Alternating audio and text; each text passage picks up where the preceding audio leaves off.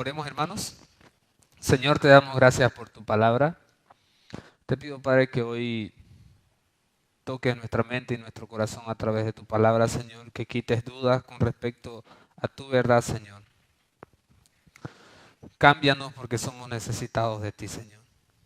Confórmanos a la imagen de Cristo, Señor, y que tu Espíritu Santo siga haciendo tu obra a través de tu palabra. En el nombre de Jesús. Amén. ¿Se escucha cortado? ¿No? ¿Sí? Ya. Para entender la pregunta que hace aquí en el versículo 7, dice, ¿qué pues diremos? ¿La ley es pecado? Voy a leerles los versículos 4 al 6 del mismo pasaje. Dice, así también vosotros, hermanos míos, habéis muerto a la ley mediante el cuerpo de Cristo, para que seáis de otro, del que resucitó de los muertos, a fin de que llevemos fruto para Dios. Porque mientras estábamos en la carne, las pasiones pecaminosas que eran por la ley obraban en nuestros miembros, llevando fruto para muerte. Pero ahora estamos libres de la ley por haber muerto para aquella en que estábamos sujetos, de modo que sirvamos bajo el régimen nuevo del Espíritu y no bajo el régimen viejo de la letra. Ahora esto da como un entendimiento de que hemos muerto a la ley, pero no en el sentido de obedecerla, sino en el sentido de que ya no hay una carga sobre nosotros, porque Cristo ya pagó esa carga que teníamos con respecto a la ley. Y eso es lo que está haciendo Pablo en los siguientes versículos al decir, ¿qué pues diremos? ¿La ley es pecado? Podríamos llegar a esa conclusión al haber leído esos otros pasajes cuando dice que hemos muerto a la ley. Pero aquí aclara Pablo que en ninguna manera. Pero yo no conocí el pecado sino por la ley, porque tampoco conociera la codicia si la ley no dijera, no codiciarás. Aquí Pablo nos muestra que la función de la ley en nosotros, ya seamos cristianos o no cristianos, es mostrarnos el pecado. Y algo interesante es que usa el ejemplo de la codicia. Todos los 10 mandamientos hablan de cosas externas que podemos ver.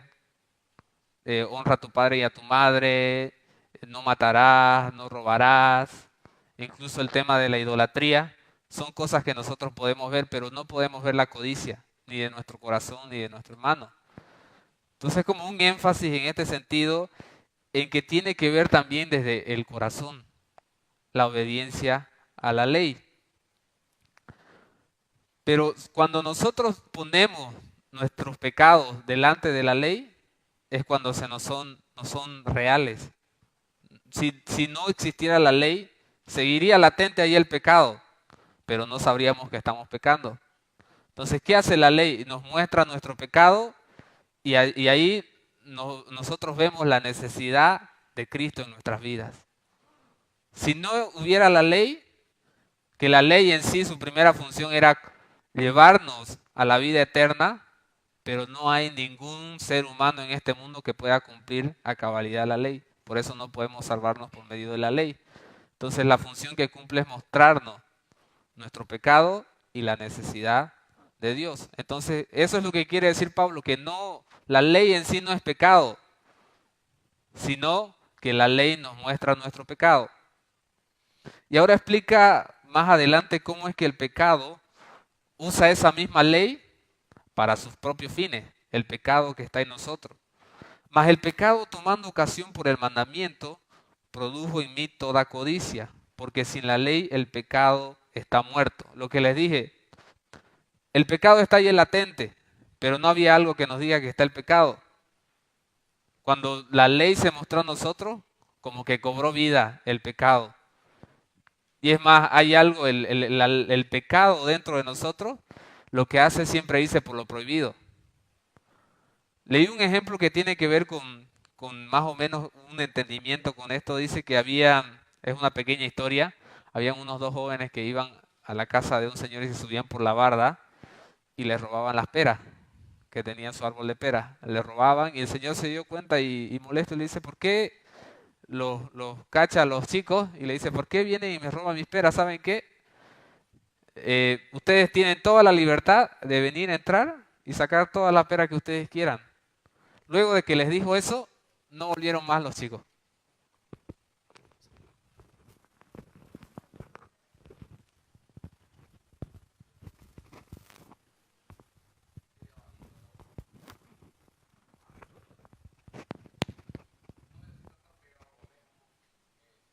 Ahora, ahora, sí, ya.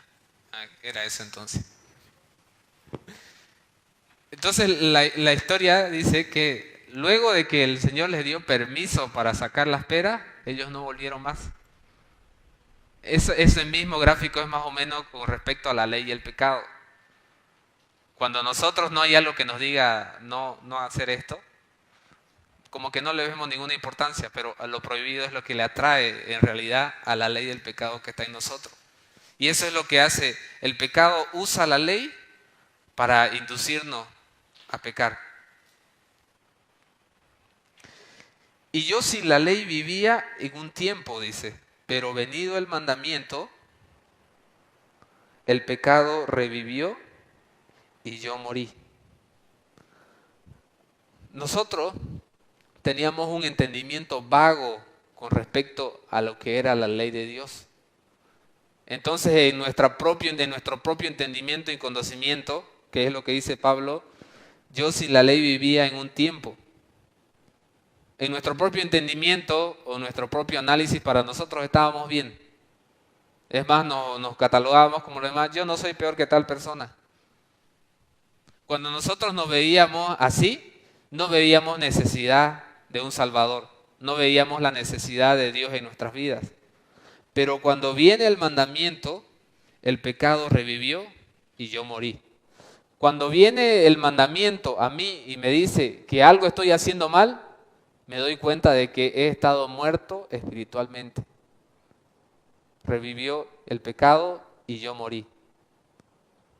Eso es lo que hace el pecado, la ley, mostrarnos que nosotros estábamos muertos en nuestros delitos y pecados. Revive el pecado y nosotros morimos. Y hallé que el mismo mandamiento que era para vida, a mí me resultó para muerte. Lo que les decía, ese mandamiento que era para llevarnos a la vida eterna, que teóricamente eso es lo que tiene que hacer la ley de Dios, pero como no podemos hacerlo ninguno de nosotros, es imposible, Cristo tuvo que hacerlo por nosotros.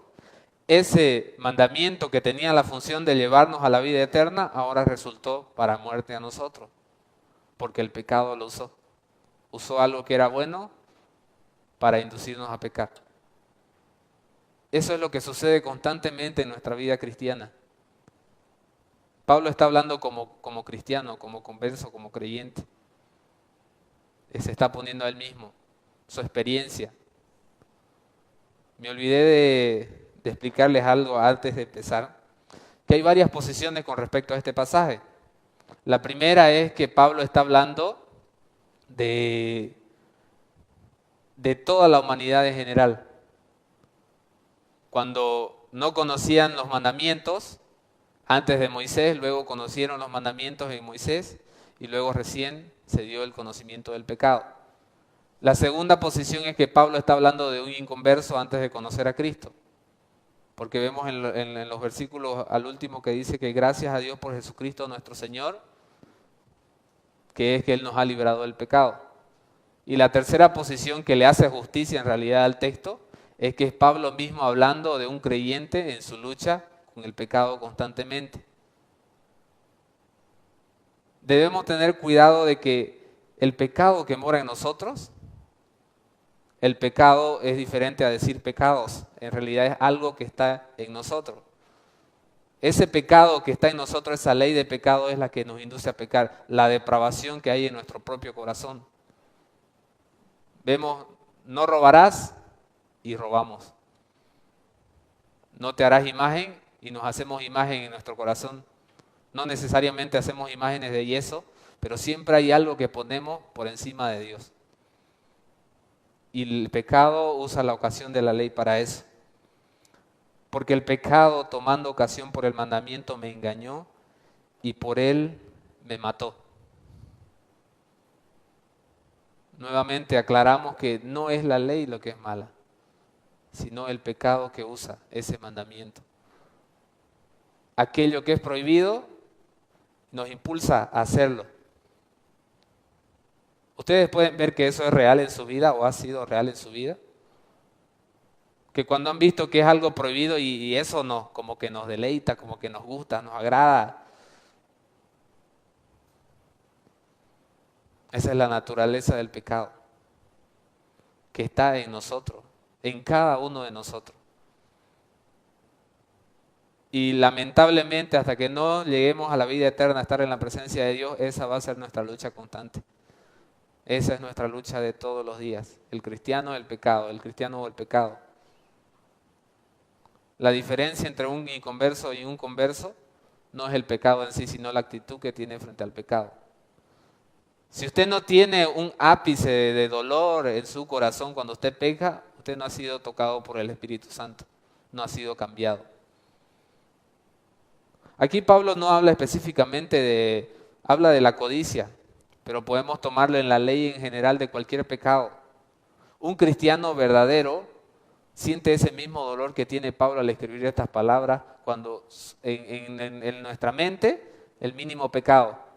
Nosotros los seres humanos tenemos la tendencia de poner pecados grandes y pequeños. ¿Sí o no? Pero delante de Dios no hay eso. Y cuando nosotros como cristianos reconocemos de que no hay eso delante de Dios, hasta el mínimo pecado lo vemos como lo peor. Y ese es el dolor que podemos sentir a causa de haber transgredido la ley de Dios. De manera que la ley, versículo 12, la ley a la verdad es santa y el mandamiento santo, justo y bueno. Recalca la idea que estaba diciendo al principio de que la ley es buena. No tenemos que desechar la ley. La ley es como nuestro ayo que nos lleva a Cristo, es nuestra niñera, es la que nos guía, es la que nos dice si estamos yendo por el camino estrecho o estamos yendo por el camino ancho. Es la que nos ayuda a que nosotros analicemos si estamos verdaderamente en la fe, si estamos haciendo obras de justicia, frutos de arrepentimiento. La ley ahora para un cristiano, la ley es la guía para saber si está yendo por el camino correcto. No para ser salvo, porque Cristo ya nos ha salvado. No para agradar a Dios, porque en Cristo ya agradamos a Dios, sino para verificar si estamos yendo por el camino correcto y si verdaderamente Dios ha cambiado nuestros corazones. Entonces la ley es buena. No desechemos la ley. Versículo 13. Luego, lo que es bueno vino a ser muerte para mí, en ninguna manera, sino que el pecado, para mostrarse pecado, produjo en mí la muerte por medio de lo que es bueno, a fin de que por el mandamiento el pecado llegase a ser sobremanera pecaminoso.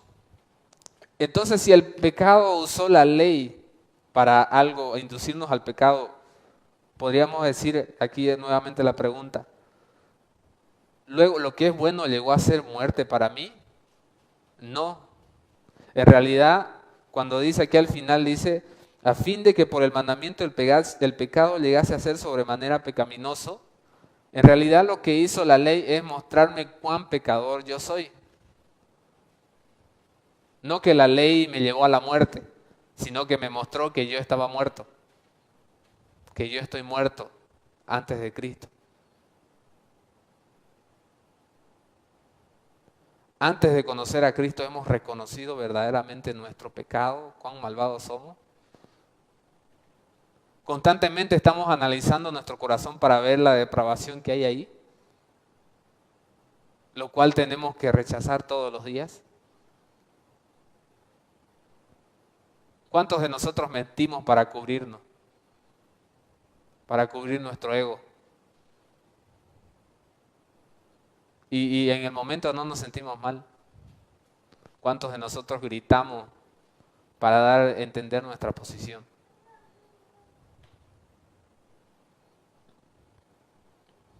Ese es el pecado. No sé qué más ejemplos podría darles, pero usted sabrá en su corazón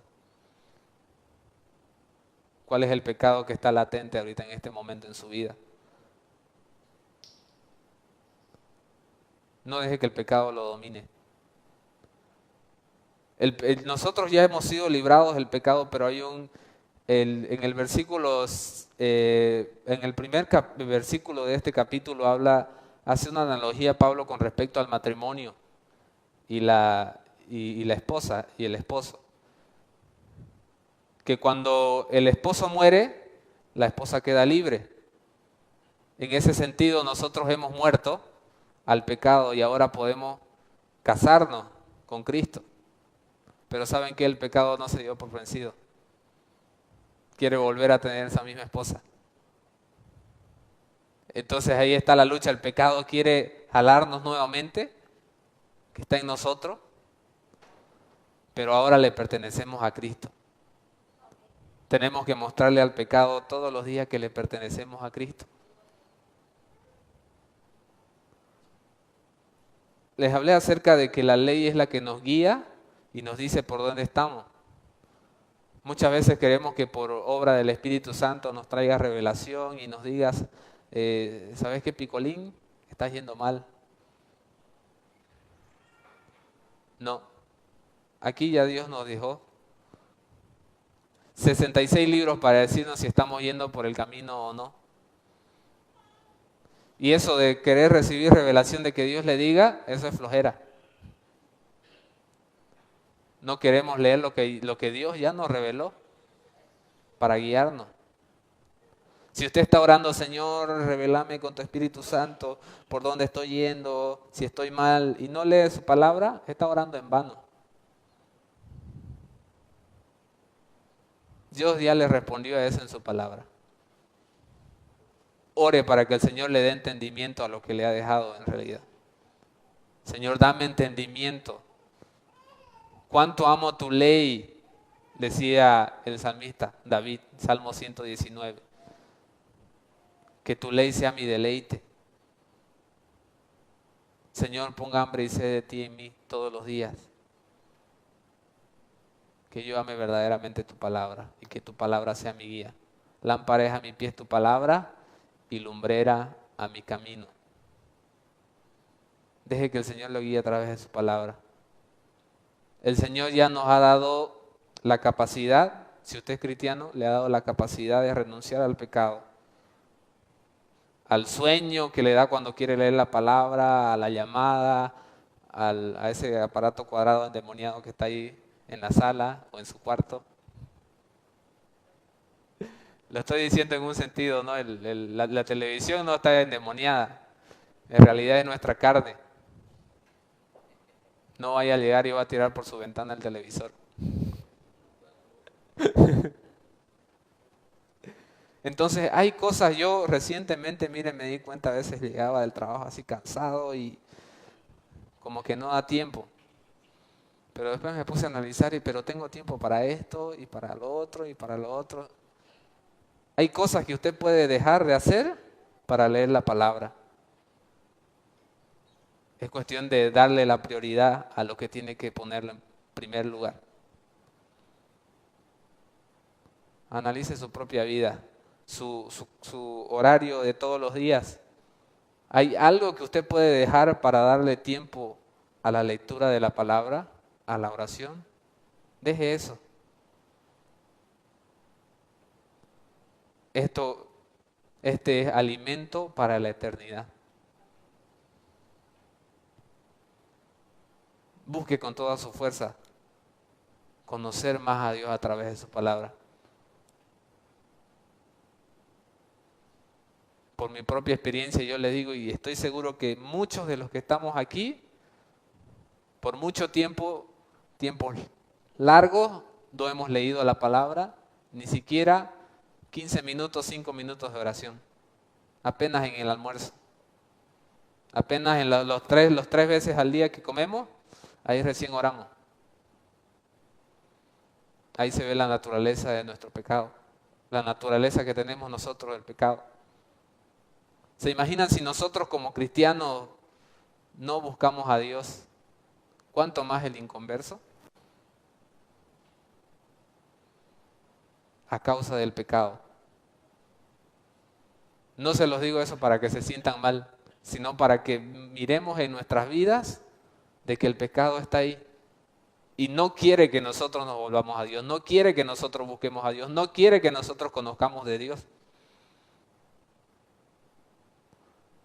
No le eche la culpa al tiempo, al trabajo, a la familia, sino a su corazón, que verdaderamente no quiere renunciar al pecado y quiere ir por lo prohibido. Nos damos tiempo para lo prohibido y no para lo que glorifica a Dios. Sigamos con el pasaje. Porque sabemos que la ley es espiritual, mas yo soy carnal, vendido al pecado. Lo que les estaba explicando, un cristiano verdaderamente ha muerto a la ley del pecado, pero aún está el pecado ahí, constantemente queriendo tomar ocasión para que nosotros pequemos. Hemos sido vendidos al pecado, pero Cristo nos ha comprado con su sangre. Lucha constante todos los días con el pecado. Porque lo que hago no lo entiendo, pues no hago lo que quiero, sino lo que aborrezco. Eso hago.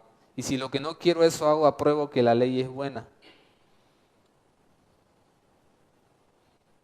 Miremos nuestra propia vida, lo que les decía que un cristiano, la diferencia entre un inconverso y un converso es su actitud frente al pecado. ¿Usted cree que un inconverso diría, hago lo que no quiero? No, él hace lo que quiere.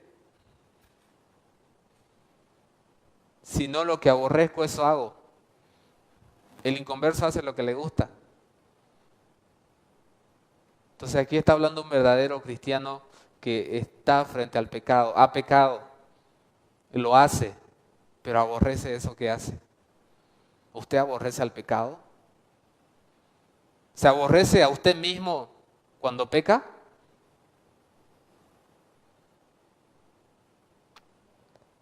Por eso es que a veces tenemos que dejar nuestra autoestima de lado y aborrecernos verdaderamente a nosotros mismos, para que nos demos cuenta de cuán sucios y perversos podemos llegar a ser si Dios no nos libra. Cuando hacemos las cosas correctamente, es Dios el que las ha hecho a través de nosotros. Y por eso es que le debemos toda la gloria a Él.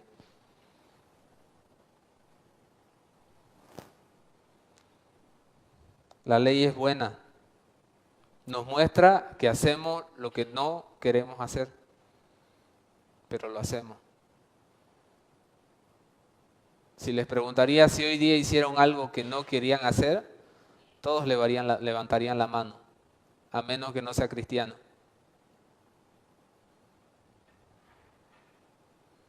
Hoy día, hoy mismo, hemos pecado, no hemos glorificado a Dios, pero gracias a Él nos hemos dado cuenta y tenemos como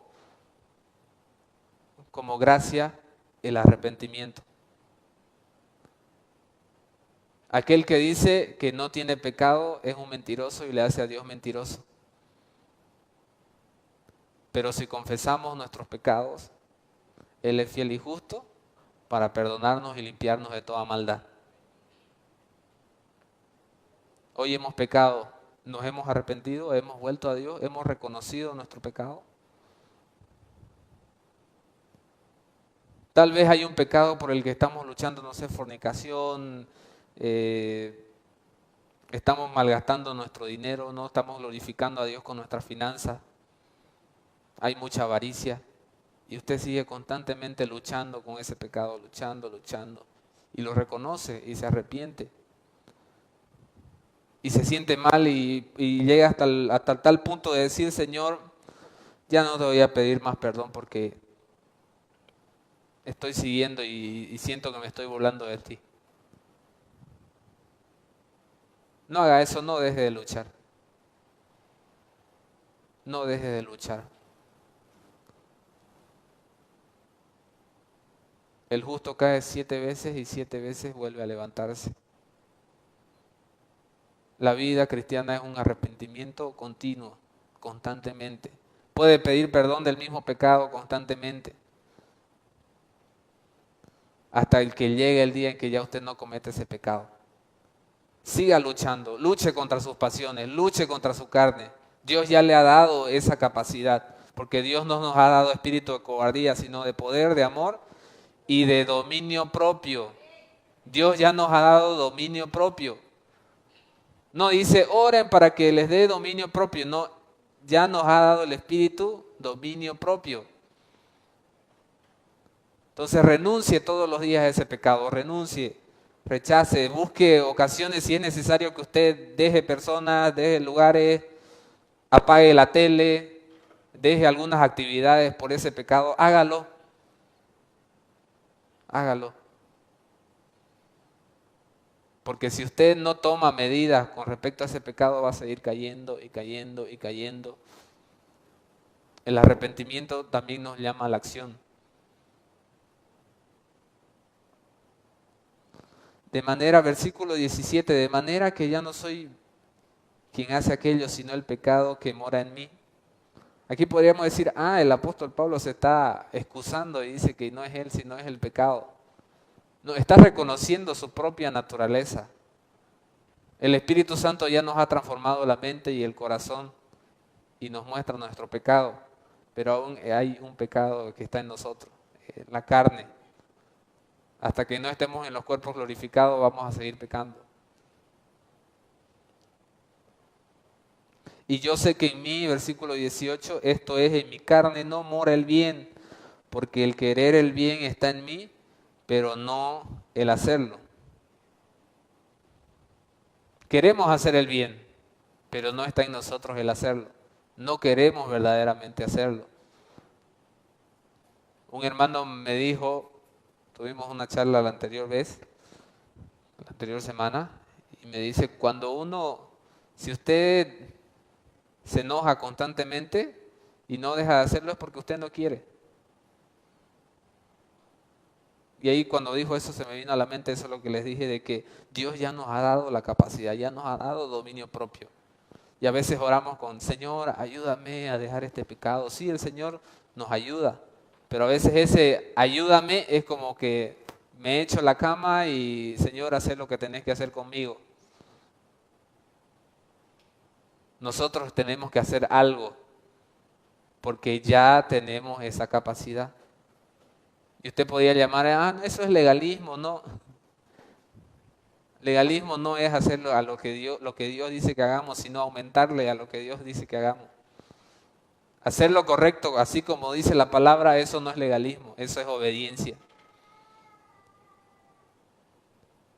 Entonces no deje que las excusas permitan que usted siga pecando. No se excuse. A veces es un cliché usar esto cuando Jesús le dice a su discípulo, la verdad el Espíritu quiere, pero la carne es débil. Pero la carne es débil, pues pastor. No, pues hermano, ¿sabes que la carne es débil? Y lo usamos como excusa. En realidad es una advertencia para nosotros. La carne es débil, entonces tené cuidado. Tené cuidado con tu carne, porque es débil. Entonces no vayas a lugares donde haya ocasión para que peques. No estés con personas que te van a llevar al pecado. No leas libros ni veas películas que te van a llevar al pecado. Tenemos que tener siempre los ojos abiertos para ver de que el pecado que mora en nosotros no use todo lo que está a nuestro alrededor, como lo hace con la ley de Dios, para llevarnos a pecar. Estemos alerta, oremos sin cesar. Constantemente, donde sea que usted esté, ore. Eso es orar sin cesar. No es simplemente estar arrodillado en su casa, ahí en el velador, en la cama, que eso en realidad es reconocer que somos necesitados de Dios, pero usted no lo puede hacer en la plaza, no lo puede hacer en el micro, no lo puede hacer en su trabajo, pero sí puede estar orando constantemente en su mente. reconociendo de que Dios está con usted.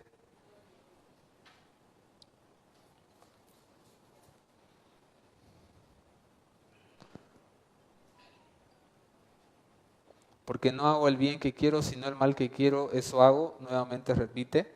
Y si hago lo que no quiero, ya no lo hago yo, sino el pecado que mora en mí. Así que queriendo yo hacer el bien, hallo esta ley que el mal está en mí. Porque según el hombre interior me deleito en la ley de Dios, pero veo otra ley en mis miembros que se revela contra la ley de mi mente y que me lleva cautivo a la ley del pecado que está en mis miembros. Está esa ley latente ahí, que se revela contra aquello. Aquí la Biblia me dice que debo venir, que no dejemos de congregarnos. Y sucede un montón de cosas el domingo y al final decidimos no venir. Hay alguna rebelión que está creciendo ahí poco a poco en nosotros. Procuremos obedecer siempre la palabra de Dios. Busquemos obedecer la palabra de Dios. Porque lo que está en nuestro corazón siempre va a querer ir en contra. Siempre, no a veces, siempre. Usted puede decirme, me gusta leer la palabra de Dios, me gusta orar, pero su corazón dice, no, no me gusta, me da sueño, me aburre, no le entiendo cuando leo, no sé qué decir cuando estoy orando, así que mejor no oro. Es un ejercicio que tenemos que hacer constantemente, ejercitarnos, y vamos a ver cómo eso se hace natural en nosotros. Algo que el Espíritu Santo tiene que producir. Ejercitarnos constantemente, ejercitar aquello que Dios ya nos ha dado. Nos ha dado dominio propio, ejercitemos el dominio propio. Creo que es en Primera de Pedro, Segunda de Pedro, alguno lo sabrá, pero dice que todas las cosas que pertenecen a la vida y a la piedad nos han sido dadas.